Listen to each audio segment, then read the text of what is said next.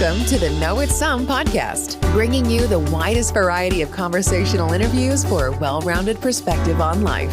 Because while it's true, nobody likes a know-it-all, it's also good to know it's some.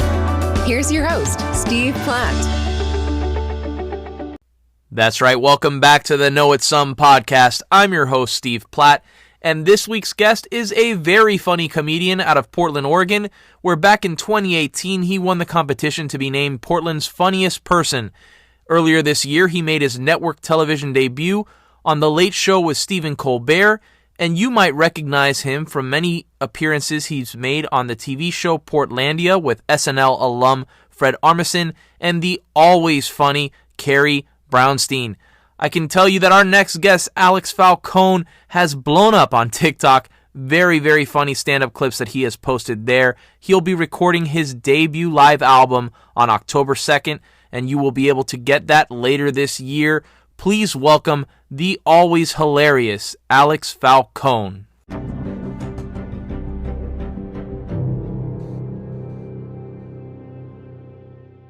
Hey, Alex, welcome to the Know It's Some podcast. Thanks for being here today. Hey, big entrance. A lot of energy. First thing in the morning. How's it going? Oh yeah, man. I need to invest in those kooky soundboard effects that they use in radio stations. I've never done that before. I don't know why that came out just now, but trying to have always like to have energy up at the top. Really show everybody that I'm enthusiastic. I said first thing in the morning. This is 11 a.m. my time. Really not that early, but still a big deal to get up and moving by 11 for me. So Alex Falcone, folks, had a big night last night. Just woke up. Did not. Nothing happened last night. Very little. Sorry, not to nag you this early. No, it's all right. It's all right. So I gotta say, I'm a huge fan, like big time fan of your comedy, and I found you in the most random of ways. You've done big things in the past, and we'll get to talking about Portlandia and The Late Show. But I found you on TikTok, which I'm fairly new to. And the algorithm decided that I found you funny, and then it turns out they were right. And then I found that you're also a really great Twitter follow. I highly suggest anybody listening to follow you on Twitter for some laughs. I gotta ask, how long have you been doing stand-up comedy? So, man, that is really nice to hear that somebody found me on TikTok. That's really interesting. And TikTok's been a weird journey for me and for comedians in general, because so many platforms we show up and we're like, here are videos of us doing stand-up, and the platform is like, get out of here. That's not what we're for. And TikTok has just been like, the algorithm is like, heck yeah, people love this. And so we're just posting old clips and people love it. And it's really surprising. So this has been a pleasant surprise for me. I mean, I'm not, well, as you know, then as a Twitter follower, not big on Twitter, not big on Instagram, not big on YouTube. So the fact that TikTok the algorithm was nice enough to grace me with a bunch of follows it's been a very strange journey. But this is probably my first time talking to someone who knew me from TikTok first. So well, it's a whole new audience, like you said, that I've never seen, those clips, those stand-up bits. And everything else, like TikTok is not professional content mostly. It's really focused on like dorky dancing and stuff. And so the idea that they're like, they see somebody doing stand-up in a club on like not professional looking but decent quality cameras, but not phones, the fact that is not a problem for people is really fascinating. I mean, I will say that's my one critique of your TikTok account. Not enough dorky dancing. You gotta really step it up there. Oh man, this is what we're all going to become. We start out doing what we used to be good at, and then eventually we all just become dancers. Right. Well, I'm not gonna recite your bits word for word here and ruin them or anything. I want people to check you out, but I will say that one bit that you did where you talk about your psychological view of killing baby Hitler was the one that did me in completely. And then you're not one of the people who got into my boys shouldn't say friend zone. Like that's more in the teen audience follow. That but you was also very, very hilarious. Particularly, I mean, I know it's the punchline, but when you got to the part where you're like, I put a compliment in, I mean, like, that one was, I was like, okay, that makes sense. TikTok would be into this. It's about dating basically. And it's like a more progressive viewpoint than you're expecting from an old comedian on TikTok. But Baby Hitler is basic. This is if you don't mind just going deep on this for a second, is that I am so surprised and delighted that worked, and that I finally got to bring it to people, because it's been years of working on it. It's like really, it's intricate, it's theatrical. I really like that bit, but it's also, it doesn't fit in a lot of shows that I do. If I'm doing 7 minutes at the Improv here, I can't do 6 of it about baby Hitler. And if I'm in Indianapolis at a weird, at the Chuckle Hut, I got to be a little bit more relatable. And so doing this long, deep philosophy dive into killing baby Hitler it's a rare delight. Also, that's like basically the joke is born out of the fact that there was a brief period of time a few years ago where every comedian tried to write a joke about time traveling and kill baby Hitler. And my approach was to both make fun of their approaches and then also just to go way deeper than anyone would ever imagine. Yeah, and it worked. It was so funny. And you happen to have an audience member just throw you this toss up of do it with a gun. Do a gun. Oh yeah.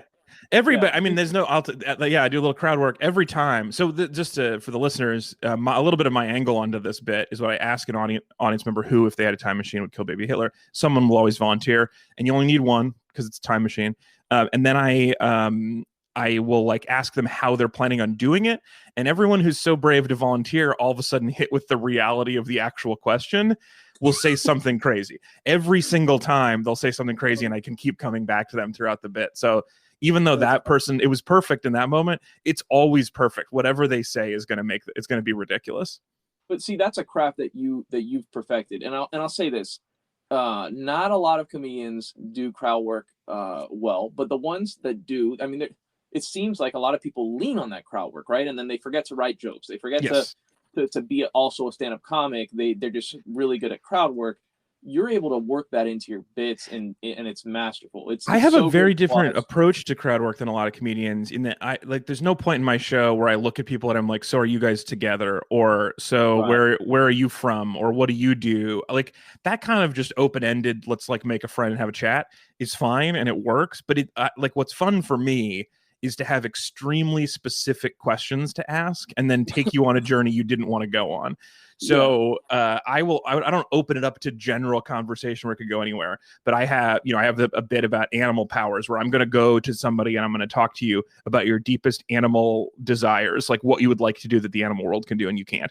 And then whatever that is, it's going to be a bad answer, and I'm going to take you on a journey about your answer. So I have this, I think of it as sort of like a mid-level of crowd work where it's not big open-ended, you can talk to anybody, and it's not just like, who's got cats, woo.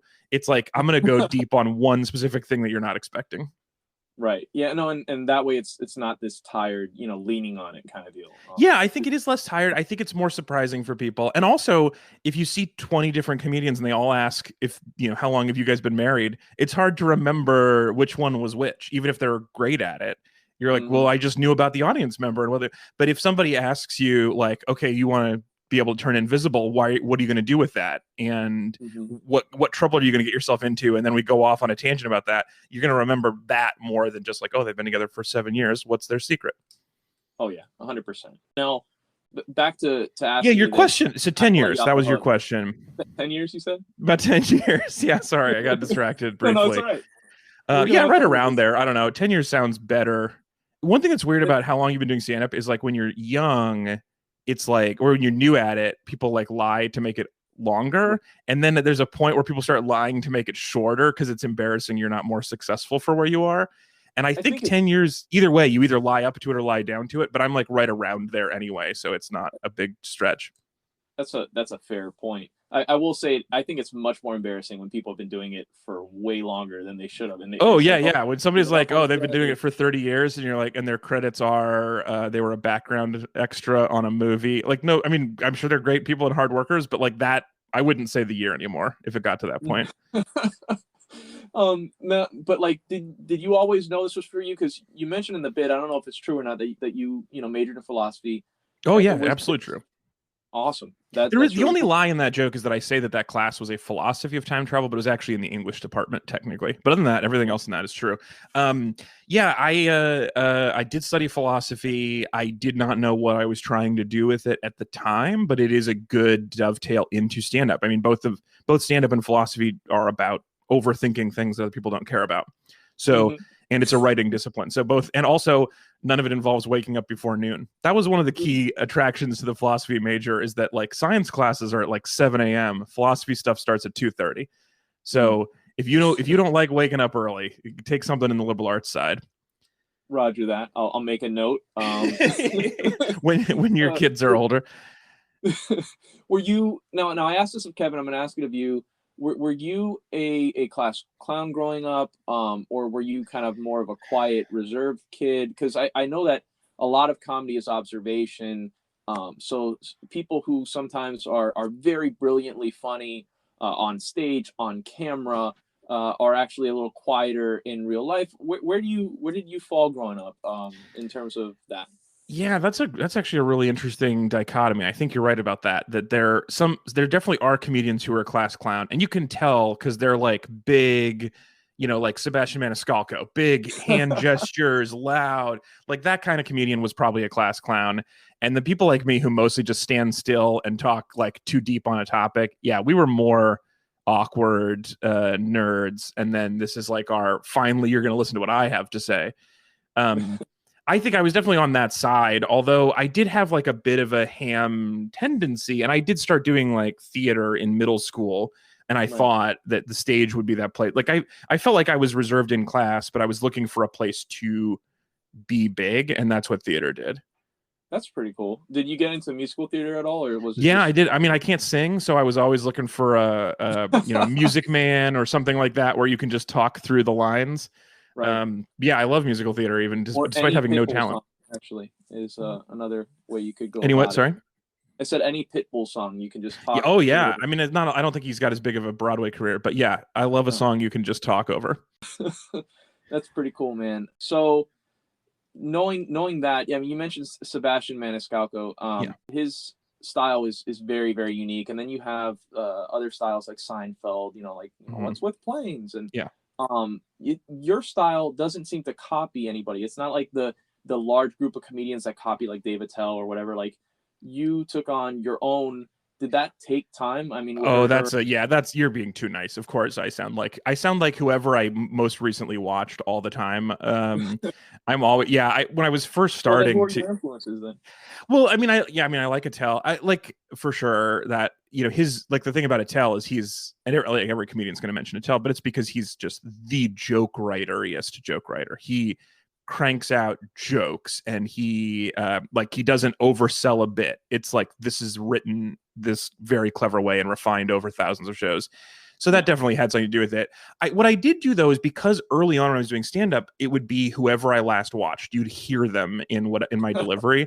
That I watched a ton of stand-up growing up, and then I stopped when I started doing it because I didn't want to take it's sort of like when if you hang out with someone who has a British accent long enough and you start to you say cheers back to them or something. That's what I'm always like. I have like a bit of a sympathetic accent when I talk to people where I couldn't do it off the top, but I can like slip into it if you're doing it. And so I tried really hard not to have that be around by not watching as much right when I was working on it. But a big early influence on me was Greg Behrendt. I don't know if you've ever watched Greg. He had a really weird career where he was like a successful stand-up. He got a job writing on Sex and the City. And then he wrote a very successful dating advice book with his wife, and that basically ruined his comedy career because people all came to his stand-up shows hoping it would be dating advice and didn't like his stand-up. And so it took a really weird turn. But he had this Comedy Central special that was like, a lot about cake and about loving his wife. And that was a huge influence on my long-term comedy writing, was like, oh yeah, you can actually be just into stuff and you can be positive about things. And so as opposed to like the 80s comedian, like, oh, my wife is such a, like every 80s comedian is in a terrible relationship apparently. And so like he was one that was like, oh, what a neat guy. And so I think that was a big influence on my early writing. The comedians who I love the most are the ones who I'm least like now, because I know they won't influence me. Like my favorite person to watch is like somebody who's really weird, like a Maria Bamford. Like, because I am nothing like Maria Bamford. You don't see that anywhere. But I watch that and I'm like, oh, I can just enjoy this as a fan and not worry about like it seeping into my writing. Right. You don't have there's no mimicry that comes. No, I could. Yeah, I couldn't. I don't have. I can't do voices, and I don't. Yeah. I don't have any way that would be able to come in. I also, but when I was starting out, like obvious, like I listened to a lot of very obvious people. I love Patton Oswalt when I was starting out. And he's more storytelling than I am, but he does have a theatrical sense, which I think has been something I've tried to mimic a little bit, like with the Hitler bit, where it's got like, oh, we're going to go on a journey. It's going to be kind of surprising where it ends up. Yeah. Well, he's done some acting as well. You mentioned theatrical. A lot, yeah. Oswalt has been in front of the camera quite a bit. You got a chance to do that with Portlandia. And I just full disclosure, I think Fred Armisen's a comedic genius. Like, just so funny. Yeah. And I got to know, what was that like? Because I know you're from Portland, right? Or at least you lived there for a number of years. Yeah, I was in Portland for a long time. I started comedy in Portland, and one of the things that was great about Portlandia was that the casting director for that show liked stand-up. So he would just go to shows and then introduce himself afterwards and have you in for auditions. So there's especially just background shots. You'll like see a party that Fred is at, and I'll be like, oh, I know 7 of those people because I've done shows with them. Every one of my scenes that I did, there was another comedian somewhere there. I was lucky enough to get to talk and to get to come back. So after the first, I was on an episode in an early season, like 2, I think 2 or 3, and then it was a couple years, and then I came back, and the show had sort of morphed from being mostly standalone sketches to more like building a world where all of these stories, like all these people live in the same city and they interact and like characters keep coming back. And so at that point they put together basically like a wall of local townsfolk, which was literally in the producer's trailer. He had like all these just Polaroids on the wall of different people he had on the show that he liked. And I was lucky enough to be on that wall. And so when they were doing a new sketch, they'd go look at the wall and grab 3 people. So I didn't even have to keep auditioning. I got to come back a bunch of times. Anytime Fred needed a nerdy friend, I would get to hang out with him. And it's not like a tough acting skill by any stretch. It would be like, my job would be like, yeah, get him, Fred. And that was it. It's like just little bits of just enthusiasm nearby, and mostly just look. There was a sketch I was in where it said in the script to cry, and I had been like working on it at home, and I got there and I was like, do you want me to cry here? And then I was like, oh, no, we'll give that to an actor. Oh boy. This is not for you. You're like, we're a fun hang. I'm not, which sounds mean, I guess, but it was not mean at all. It was like, yeah, okay, yeah, good. I can't cry. I'm not an actor. I'm here to goof around. Like here's the thing about acting is that acting is very difficult in the top 5%. Like there are long roles in movies where you have to show a lot of range.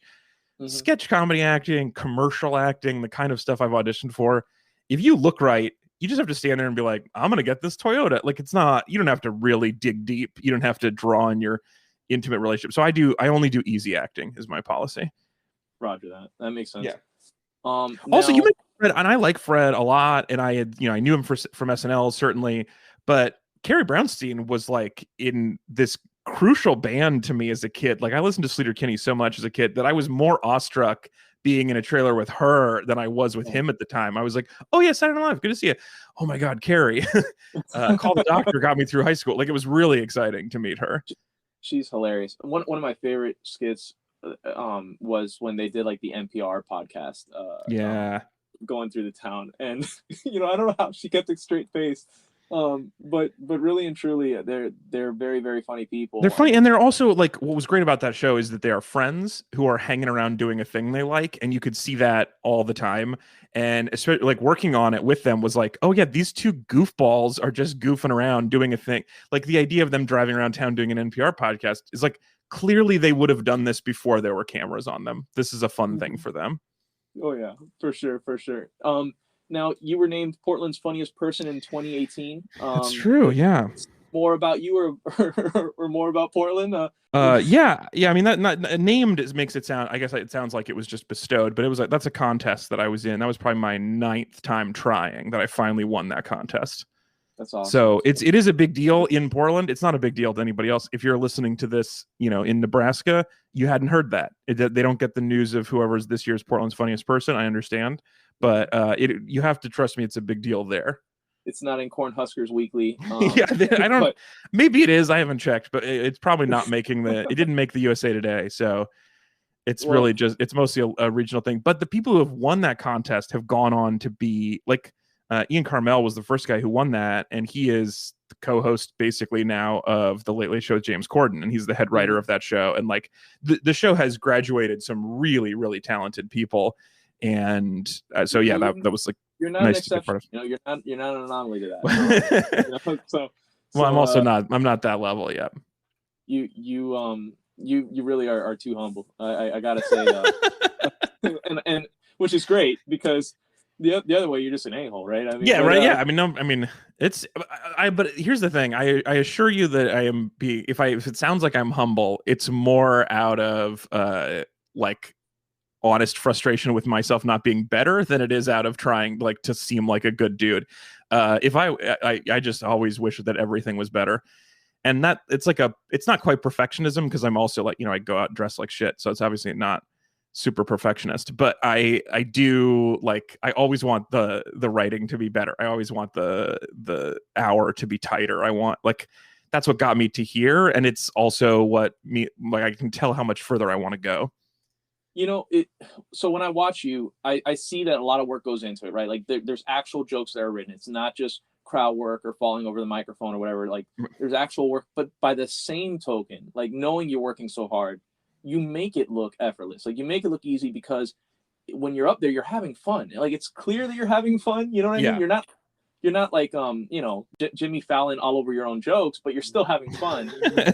Well, yeah, I mean, when it's going well, doing stand-up is one of the most fun things in the world. And for a little while when I was starting out, I thought of getting a laugh from somebody sort of like as like a chess game where I'm trying to trick you. I'm trying to win this negotiation and I won the laugh out of you. And then a couple years in, I realized, and this is obvious to everyone but me, I guess, that laughter is actually like a joy noise. It's a joyful noise people are making. They're happy. I'm not tricking them into being happy. I'm like facilitating it. I'm part of it. And so once like that, it changed from it being like, I'm trying to win this to being like, wow, you guys are having so much fun. I can't believe I get to be a part of that. And so if you can like hang out with people laughing and you don't have fun doing that, yeah, that's a sociopath behavior. Like when you're doing stand-up and people are really having a great time, you're like, I am in the middle of the most joyful sound in the world right now. Right. It's probably why a lot of people get into it is in search of that. Probably not in search of the money, right? Not yet. There is a lot of money in it. They just only a couple of people get it. They really keep it to themselves. Those top couple people. Too much of a wealth divide. Yeah, there really is. Yeah, I mean, which is fine. I also am not like one of those people who thinks this is the most important art form that's ever existed. Like, probably we don't need more comedians. We need more doctors, especially right now. So it's like the fact that I get to do this hobby for a living is already incredible. So yeah, I probably don't deserve to be paid more. I'm just lucky to not have to work for real. The people who need to be paid more are people who wake up at 7 o'clock and go in and work. That's like teachers need to be paid more. I'm doing fine. Well, you're providing a service to those kinds of people. My brother, for instance, he's an ICU nurse, has been working all throughout the pandemic on COVID floors. And while someone is watching your comedy, they're not really having to think about their problems or their worries or anything. That's all left at the door, right? When you're there in the audience at a comedy club, you're there. You know what I mean? Yeah, and I take that responsibility very seriously, and I do think like there is.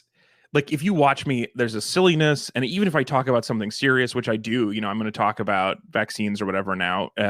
Like I'll talk about some real subjects. I'm not going to come out and be like, all right, here's my position on Afghanistan. Like I still think the job is for us to have a good time tonight, and I like the art form I'm doing is inherently silly. I'm a clown. Like.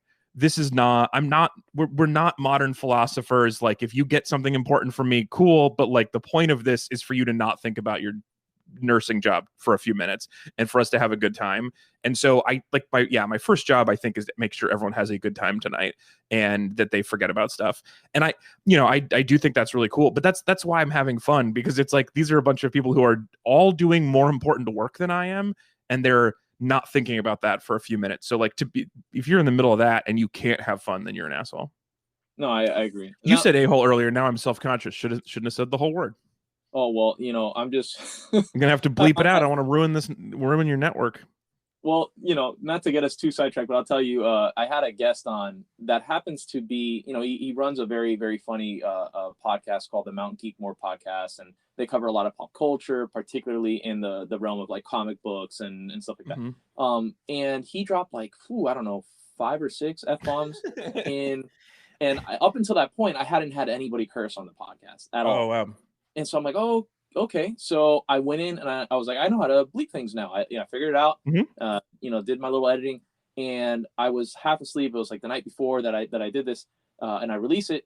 And I listened to it the next day, and 2 F-bombs right towards the top that I completely missed. Oh, man. Unbleeped. And there goes. It's so funny because it's, it's not terrestrial radio anymore. And so some people, when I have a podcast, and when some people come on, they're like, am I allowed to swear here? And I'm like, yeah, it's the internet. You can say anything. And then I forget that other people have different policies and so I should have asked. Anyway, there's one S about 10 minutes ago, and then there's one A around the 25-minute mark.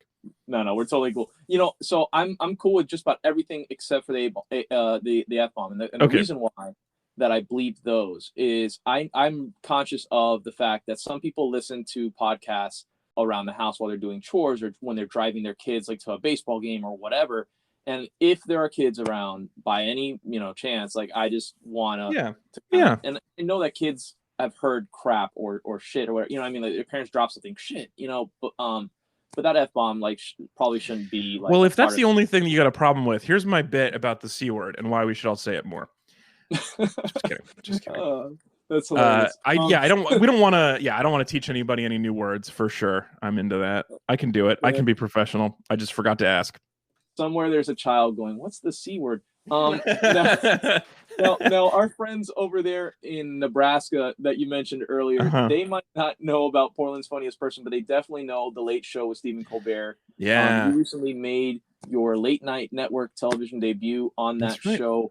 That had to have been absolutely incredible. Tell us a little bit about how that came about and how that went. Well, so the crazy thing about Colbert of all the late night shows, and it's by far the biggest one now. It's like 3 times the size of Fallon most nights. But they're the only late show right now that pre-tapes the stand-up. So they do a special, and I wasn't sure if we were allowed to say this, but he mentioned on an interview the other day. So clearly it's not a secret. Public knowledge now. It's out there. But so the way that show works is they get 6 comedians at a time together on a Friday afternoon on Steven's day off, basically, and they get a crowd in and they film 6 comedians, and then they take those sets and cut them up, and then they basically use it like when a guest drops on short notice, like Tom Hanks calls in sick that day, they throw a comedian in. So we're like filler most of the time. And that's changing a little bit. They're doing a little more comedy actually post-pandemic, but that was their policy for a long time. So I got asked to do this show in 2019, and I taped in November 19. So I was able to record then. I was proud of it. I thought the set went really well. It was an incredible moment. And they were like, well, we got kind of a backlog. We still have a few people who taped the time before you. So it's going to be a few months. So as a couple months go by, which puts you, I'm sure you've done the math, into March 2020, and the world shuts down. And Colbert moves to his attic at home and is recording the show from there. And so they couldn't put the stand-up, they can't cut from him in his attic to me in a crowded theater with people not wearing masks. They thought it was a bad look. So they didn't air any stand-up for 11 months, basically. So then, actually more than that, 12, 13 months. It was weird. Look, obviously a lot of people had a terrible time during pandemic. Things worse than my TV show didn't air yet. So I don't complain about it. It's not a big deal, but it did feel like I got left hanging a little bit. I was dangling there where it's like, this is the biggest accomplishment of my career, and it's on tape somewhere and no one will ever know. And it felt like it would probably never happen. And then June comes around, and I haven't done stand-up in person since pandemic started. And so I did a lot of Zoom shows and stuff, but I was not going out now. I was trying not to get anybody sick. And so I get a call from the show, and they're like, hey, we need you to come here next week and retape. Because they changed the backdrop just enough that when he was back in the theater, if they cut from him introducing you, because during the show, they pretend you're there. He turns, he gestures to the door, and he says your name, and then you come out of that door, and it looks kind of real. But they changed the backdrop just enough that they couldn't use the old tape, because he would gesture, and then the background would change, the shelves would change or something. It was very minor, but it was enough that they didn't want to do it. And so I'd done the show already, I felt like, but no one had seen it. And then I had a week to get back up into full performing shape to do the show again. And it was the most nerve-wracking week that I've ever had. And it was a really different experience because it was still, it was like they were checking vaccine cards and the masks. And we had to we could only have one person backstage instead of it being a big party. It was just a couple of us back there. And it was very somber and it was really different. So that's the set that you end up seeing. And I'm still very proud of the set that I did. It actually is probably a little better in some ways because I changed a couple lines and fixed it a little bit.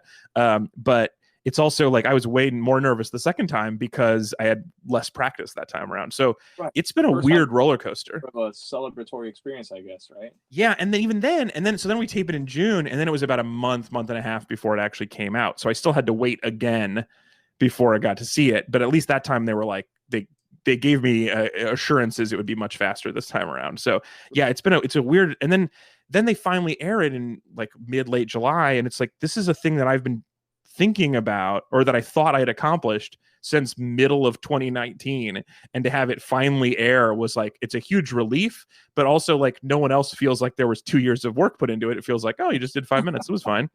So it's been just a weird roller coaster of an event for a life experience, for a career defining experience. But it couldn't happen at a better time for you. You have a pretty big event coming up. You're recording your debut comedy album, right? And yeah, that's true. On the 15th, right? It's actually got pushed back to October. We had an issue with the venue, so it's going to be early October. But in Portland, which is where I'm comedy from, I grew up comedy wise in Portland, so I'm back in Portland. I'm going to be at a place called Mississippi Studios on October 2nd, which is going to be it's an amazing rock club, and I've been doing this long enough that I maybe should have had more records already. This is my first one, and so it's the best of my first 10 years.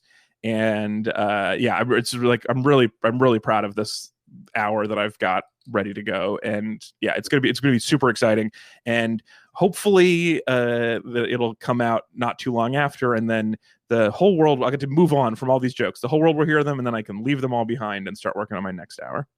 Very, very, very cool. So October 2nd, a month from now. Yeah. And if you're in Portland, and if you're not in Portland, just wait a couple more months and you'll find out about it. It'll be on all the radio stations. Can't wait. Gonna get all that cool top 40 play. They'll go from Rihanna to me. Pew, pew, pew. Yeah, it's gonna be phenomenal. I'm really, really excited about it.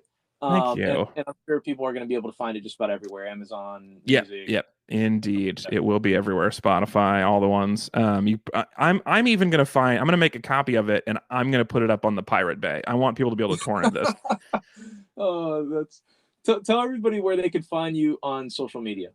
Yeah. So my web home is alexfalcone.ninja, because that's the thing awesome. You're allowed to do. So I'm at Alex Falcone on Ninja. You'll find everything that I'm working on, including all of my social media stuff. But you should definitely follow me on TikTok. I'm just Alex Falcone on TikTok, which is the bird with an E at the end, Falcone. And TikTok I've had a slow month because I've been touring this whole last month, so I haven't put up any new clips in a little bit. But I've got a bunch of tape that I've been editing, and I'm ready to start rolling out. So you'll get a lot of new stand up there on TikTok, and also Instagram at Alex Falcone.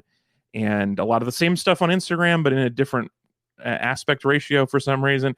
And then, if you think I'm a good follow on Twitter, I really appreciate that. For some reason, I've got an underscore in my name there, Alex_Falcone. But I'm on all of the things, and there's a lot of overlap. So you pick the one you like. My best tweets go to Instagram, my best TikToks go to Instagram, and vice versa. So you pick the one platform you like, and I'll make sure you get all the things I'm working on. And also, since you're listening to a podcast currently, I know that you're interested in podcasts. I have one as well. I mentioned it's called Read It and Weep. It used to be about books, but it's a movie podcast with a couple of my friends. I have two friends who are very into movies, and I enjoy them but know nothing about them. So we go on different movie adventures where they make me watch directors I never would have seen, or they watch things that are supposedly great, and then I have my dumb opinions about them. I have a lot of really bad opinions about movies is mostly what it is, and then they make fun of me. So I liked the Tom Cruise Mummy more than I liked the Brendan Fraser Mummy, and that people hate that. I thought Cars was better than Wall-E. Anyway, I just have the worst opinions about movies, and so that's you can hear the pain. That's my show. Is Two Smart People and Me. That's awesome. So the name of the podcast again? Sorry, is Read It and Weep. Read It and Weep, and you can find that wherever podcasts are sold. It's really cool, Alex. Thanks so much. I appreciate you being here, and I'm looking forward to the new album. That's going to be great. Such a pleasure to talk to you. I really appreciate it.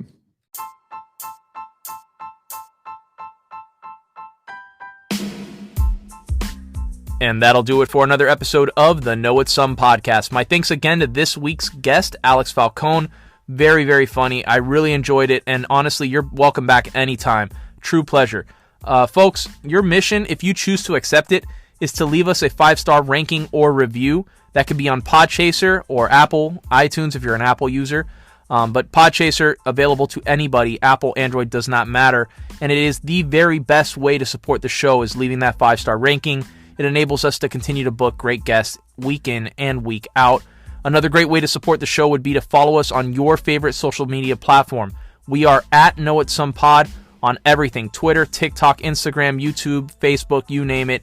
We are there at Know It Some Pod, and you could always DM us your feedback there or write to us. Our email address is knowitsompod@gmail.com. Folks, thanks for all the support. Appreciate it. Thanks for listening, and we'll see you next week.